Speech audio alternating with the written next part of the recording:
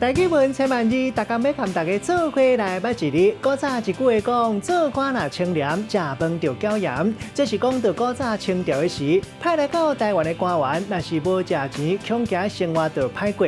意思是讲，差不多是每一个清朝的官员拢有食钱。今仔日要甲大家小解这一日，就是椒盐的椒，读果要缴第二条。古早第二字典解说这个缴的意思是用手去拉，咱讲缴咧，就当讲是拉咧。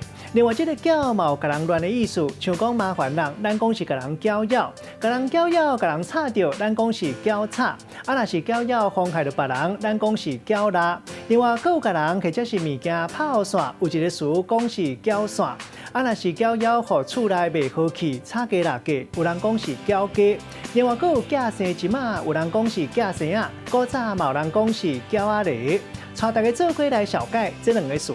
头一个是咱同齐来看到，读做搅架，这个意思就是讲咱腹肚滚架咧疼。第二个呢是一句俗谚语，人讲放尿搅沙袂做堆，这个意思是讲一个团体内底，大家各人做各人的，变做无团结力量。咱用一句话来举例，甲这两个咧合做伙。比如讲，救灾复原需要一个中央政府的单位来超测打合，若是讲地方政府和民间团体各人做各人的，恐惊正做放尿搅沙袂做堆。有时阵代志一个多，人一个紧张，腹肚就搅架。今仔日甲大家小解这一日读做搅，提供给观众朋友来参考。